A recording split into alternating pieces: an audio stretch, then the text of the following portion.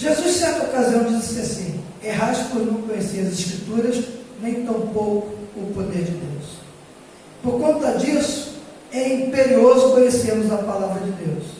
E nesses tempos de incerteza, existiu uma lacuna aqui na nossa igreja quanto ao aprendizado sistematizado da Bíblia Sagrada.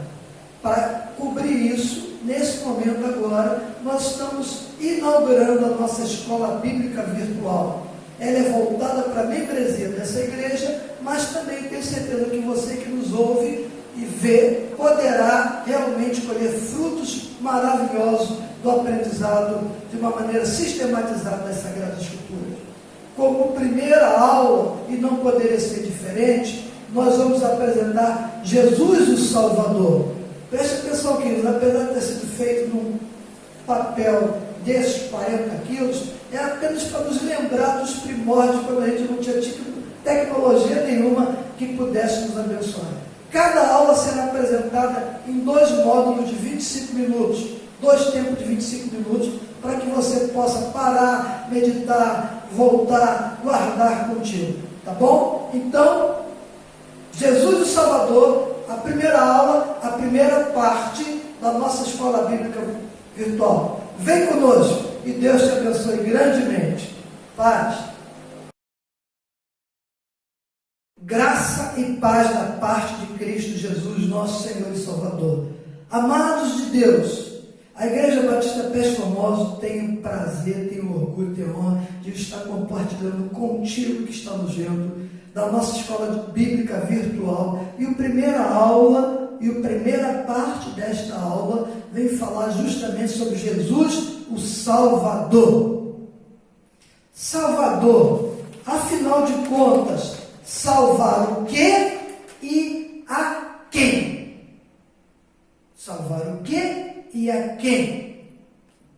As Sagradas Escrituras, de uma maneira muito interessante, tem 163, pelo menos 163 citações, tanto no Antigo e Novo Testamento somadas, que falam sobre a necessidade de um Salvador, de salvar e de salvação. Quando fala no Antigo Testamento, em torno de 84, 85 citações, ela vai apontar para o Messias que viria. De uma maneira direta ou indireta, aponta para o Messias que viria. E no Novo Testamento, todas as citações que estão ligadas a salvar, salvação, Salvador, falam diretamente da pessoa de Jesus Cristo de Nazaré. Pedro e João, quando conversavam com seus detratores, pessoas religiosas, mas de mente fechada, eles com ousadia vão dizer isso que nós vamos ler em Atos 4, 11 e 12. Abre aí a tua Bíblia. Tu pode acompanhar aí que tem muita coisa na Bíblia para a gente ver hoje junto, viu? Este Jesus é pedra rejeitada por vós, os construtores, a qual se tornou a pedra angular. E não há salvação em nenhum outro, porque abaixo do céu não existe nenhum outro nome dado entre os homens pela qual importa que sejamos salvos. Em outras palavras, Pedro e João disseram: vocês não quiseram saber e viver a grande verdade de Deus. Apesar de vocês fecharem os olhos, tamparem os ouvidos, não quererem saber disso, a verdade continua real. Jesus Cristo é o Salvador e ponto final. E voltamos então à pergunta inicial: salvar o quê e a quem? Vamos tentar responder a isso. Você sabia?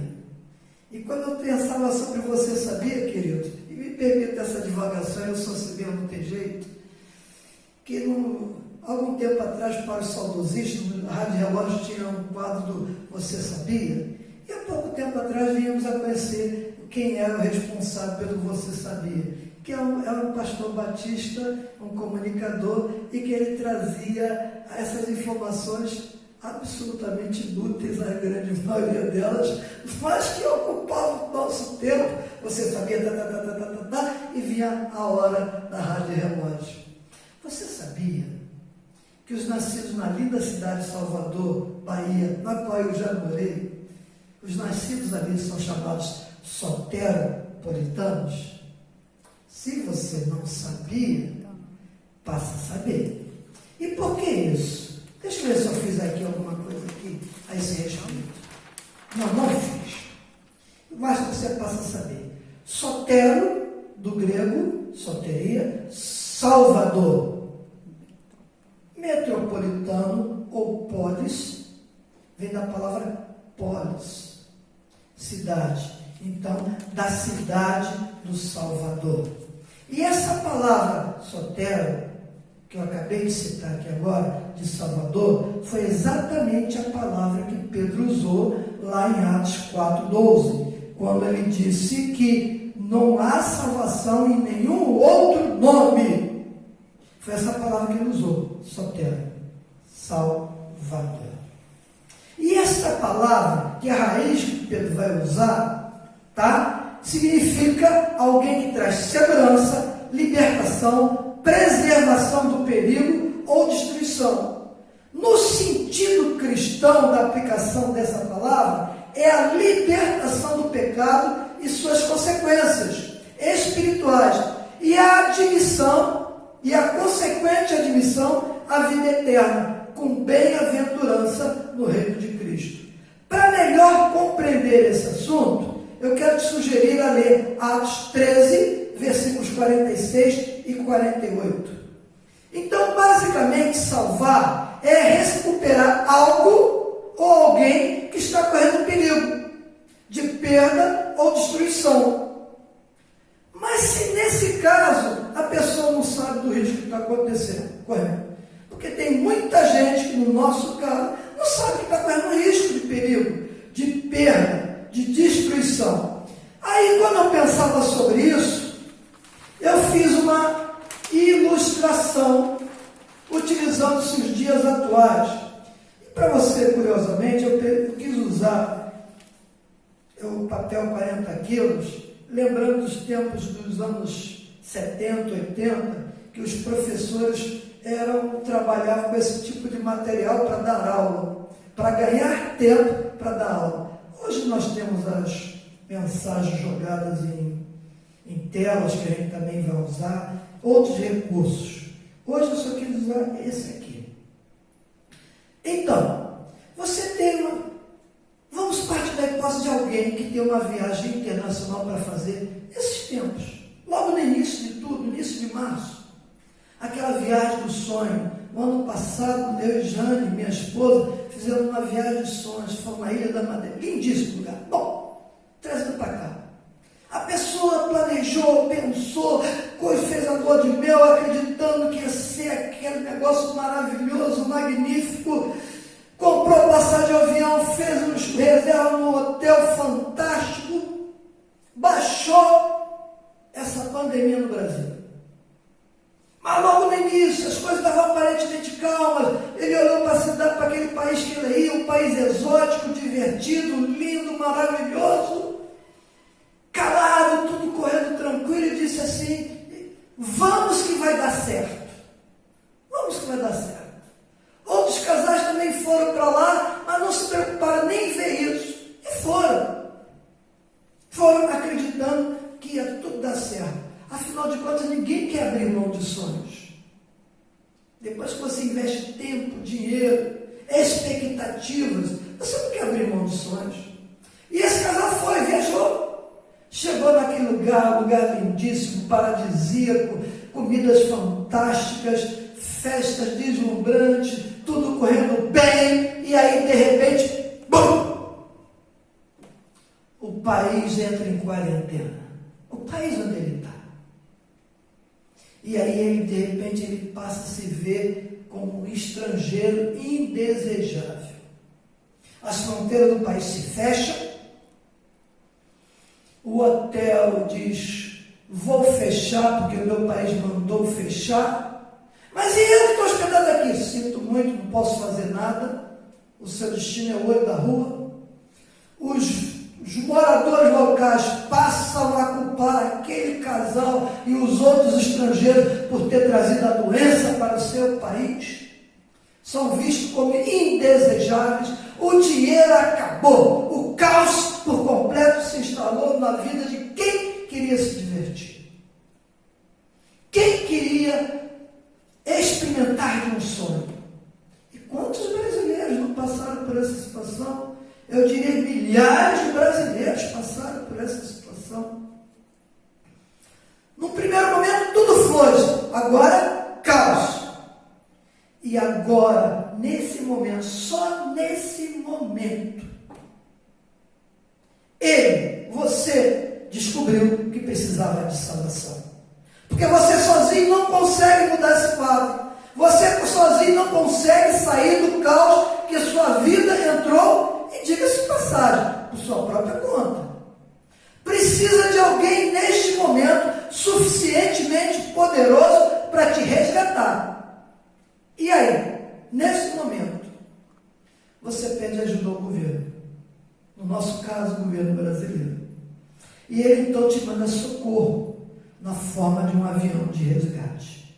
A salvação veio, mas enquanto não houve o grito de socorro, nada se pôde fazer por você. Essa história é bem real para muitos brasileiros que decidiram viajar por aí, a despeito do bom senso dizer, fica em casa. O bom senso mandava dizer, fica em casa. Mas o desejo de aproveitar aquele momento que talvez nunca mais acontecesse, levou a se arriscar. E a palavra de Deus diz que um abismo chama outro abismo. E há caminhos que para o homem parece direito, mas seu fim leva à morte. Apesar disso, resolveu se arriscar. Bom, e aí o sonho se tornou um pesadelo, e esta alegoria, esta ilustração serve para que a gente entenda, a gente possa debater a ideia da salvação. De alguém suficientemente poderoso para mudar a história de uma perda, resgatar alguém, libertá-lo do perigo e trazê-lo para um pouso seguro. Assim como o avião brasileiro de resgate traz as pessoas, repatriam as pessoas para o solo natal, o Senhor Jesus Cristo, ao nos resgatar, nos traz novamente para o coração de Deus. E isso apresenta dois conceitos chaves. E eu fiz assim bem de propósito mesmo, viu, amados? Dois conceitos chaves são atrelados à ideia da salvação. O primeiro conceito é a queda do homem. O homem só precisa de salvação porque ele caiu. Caiu ao se afastar de Deus, ao desobedecer a Deus, ao não querer andar segundo a vontade de Deus. E ao cair, consequentemente, o homem se tornou depravado. O outro conceito doutrinário é a depravação humana. E o depravado da Bíblia e o impiedoso da Bíblia não é o depravado pornográfico que a gente conhece. É aquele que se afasta do caminho do Senhor. É aquele que perde o propósito de Deus para a sua vida. É o mesmo conceito presente em degenerado, que perde a sua geração. Então esses dois conceitos estão muito presentes nesta queda do homem.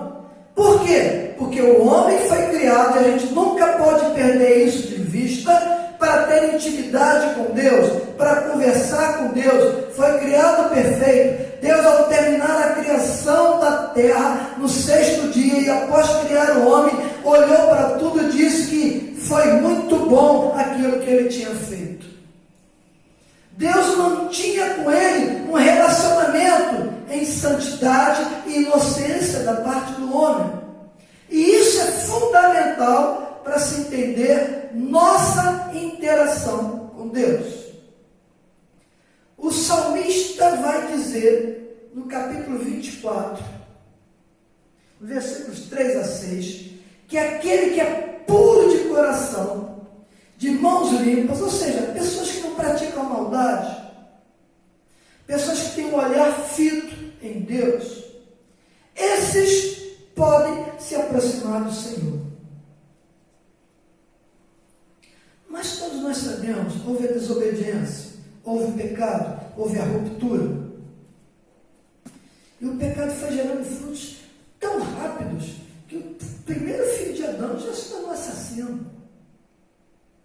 Olha como o pecado vai gerando coisas extraordinárias, coisas malditas, vai gerando mentira, vai gerando discórdia, vai gerando dissensão, logo no primeiro momento. Adão, quando peca, quando ele se separa, vai culpar a Eva e vai culpar o próprio Deus pela desgraça dele. Rápido assim, o pecado vai fazendo com que o homem vá se afastando de Deus. E ainda que ele não percebesse naquele momento a extensão do dano que ele estava causando a si próprio. Porque muitas vezes, quando pecamos, não percebemos a extensão do dano que a gente está causando para a gente, que a gente está causando à nossa família, aos nossos vizinhos, à sociedade. O homem em pecado, a exemplo desses teimosos que viajaram, mesmo sabendo que no Brasil já tinha Covid, mesmo sabendo que na Espanha já tinha Covid, mesmo sabendo que na Itália já tinha Covid, mesmo sabendo que nos Estados Unidos já tinha Covid, achou que na Colômbia não ia chegar Covid, achou que nos mares do Caribe não ia ter Covid, achou que na Tailândia não ia ter Covid. E que a festa deles, a viagem deles, seria coroada de sucesso. Ledo engano. Porque se recusavam aqueles homens a observar os cuidados de se aproximar da solução. A solução do problema de Adão era Deus. Ele se afastou da solução do problema e se aproximou, experimentou cada vez mais do próprio problema, que se chama pecado. O apóstolo Paulo, na carta aos Romanos, no capítulo 1, do versículo 18 a 32, amado, não deixe de ler esse capítulo 1 de Romanos. Ele é fundamental, em particular desse versículo 18 a 32 que eu estou citando para você. Aborda isso com muita propriedade. Versículo 25 vai dizer qualquer coisa parecida com isso, que o homem abriu mão de adorar ao Criador, que é Deus, para adorar a criatura. Por isso mesmo, Deus permitiu que o próprio homem se afundasse nas suas próprias desgraças. É um termo pesado, mas é verdadeiro.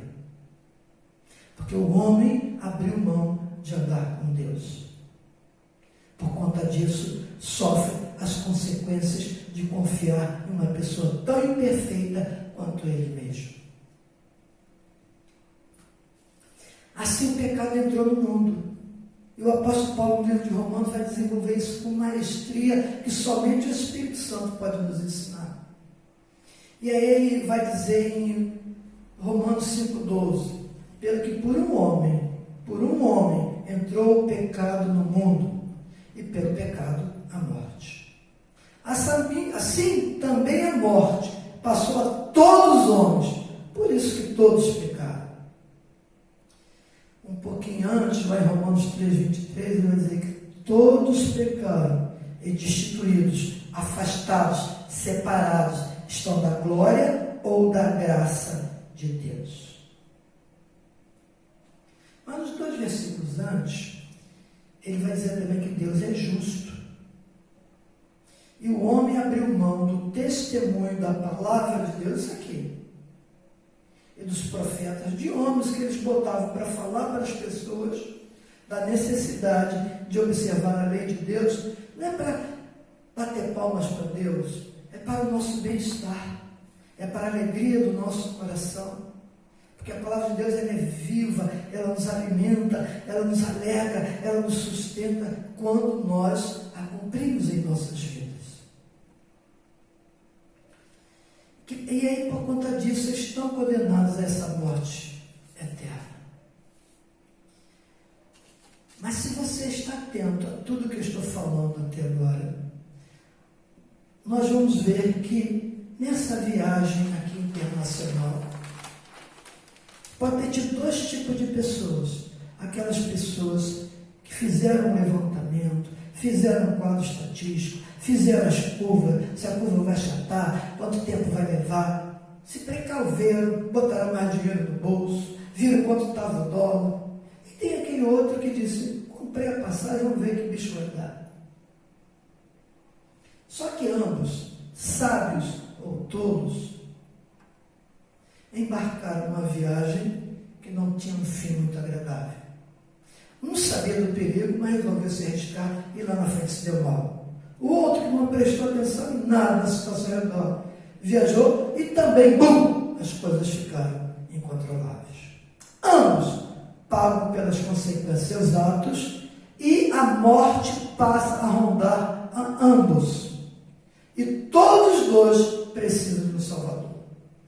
De igual modo, seja tolo, seja rico, seja pobre, seja independente da sua raça, independente da sua etnia, independente da sua situação social, todos, a Bíblia diz todos, se afastaram de Deus e acabam sofrendo as consequências do seu ato insano.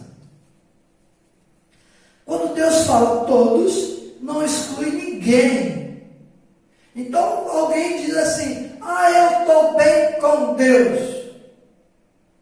E nem sabe quem é Jesus, ou nem quer saber, está profundamente enganado. Nem é sábio, é um baita tolo. Guarda isso no teu coração. Vamos chegando lá na frente. Tá? Nós amamos a vida e a ideia de ser felizes. A simples possibilidade de ficarmos doentes, queridos, nos deixa apreensivos. Mormente nos dias de hoje. E no caso do Covid-19, então, muitos ficam apavorados. A verdade é essa. E às vezes até mesmo de uma forma irracional. Durante o culto que eu tinha feito, na sexta-feira, eu dizia que conheci pessoas que, porque alguém morreu lá no final da rua, acha que pode se contaminar dentro da sua própria casa. E fica engaiolado dentro da sua própria casa. Sabe por quê? E os idosos? Os idosos, até para atravessar a rua, é alguma coisa de se ver. Ficam muito cautelosos, cercam-se de cuidado, porque a morte não é nada atraente. Nunca foi. Na verdade, a morte ofende a quem foi chamado para ter vida eterna. A morte nos ofende, porque nós cremos que fomos chamados para a vida eterna e cremos corretamente. Por isso, o apóstolo Paulo, com o coração cheio de alegria dada, sim, está lá em 1 Coríntios capítulo 15, versículos 54 ao 57. A morte foi tragada na vitória. A vida eterna, mais uma vez, foi apresentada agora aos homens por intermédio de Jesus Cristo. Em outras palavras, mas ele quis dizer isso na sua essência. A morte foi tragada pela vitória na cruz. A salvação veio na cruz. E quem realizou a salvação? Jesus Cristo, o meu e o teu Salvador. Aleluias. Aleluias, aleluias. Essa ação, a exemplo do avião do governo brasileiro, era irreversível, aparentemente irreversível aos olhos humanos. O homem não podia fazer isso. Esse viajante não podia fazer isso. Mas isso que é impossível ao homem, não é impossível para Deus. E nesse exato momento, entra um outro conceito doutrinário que a gente não pode perder de vista, que são os decretos de Deus. Não vou abordá-los todos, só vou comentar apenas um deles, Deus em seus decretos, Deus em suas leis, estabeleceu que Ele quer ter comunhão eterna com o próprio homem. Não é de qualquer maneira, mas ele quer ter comunhão com o homem. E para ter comunhão com o homem, ele não pode acabar com o homem, com a humanidade. Alguém sempre vai sobrar nessa história para o recomeço, para ter intimidade, para ter comunhão com ele. Esse decreto de Deus de andar com o homem vai necessitar que um homem intervenha na história da humanidade para resgatar-nos do pecado. E esse homem vai se chamar Yeshua, Jesus, em bom português, que significa Jeová é a salvação. Deus é a salvação. O nome Jesus Cristo significa Deus é a salvação. Então este homem, Jesus Cristo de Nazaré, vai entrar em ação para cumprir este decreto de Deus, porque os decretos de Deus são imutáveis. Então nós temos de um lado um Deus santo, um Deus perfeito, um Deus justo, um Deus amoroso, que não pode conviver com o pecado e que deseja trazer de volta o homem aos seus cuidados amorosos. Do outro lado, tem o homem pecador, afastado de Deus, que não consegue por ele mesmo voltar para o coração de Deus, que cada passo vai fazer com que ele se afaste cada vez mais. Há exemplos dos brasileiros que foram para o exterior, que fizeram o que puderam para voltar para o Brasil e não conseguiram, mas não conseguia fazer absolutamente nada. É nesse momento que Jesus Cristo, o Deus vivo, o Deus encarnado como homem, entra na história da humanidade, na plenitude dos tempos, nos tempos dos gentios, para me resgatar e te resgatar. E esta é a segunda parte dessa história.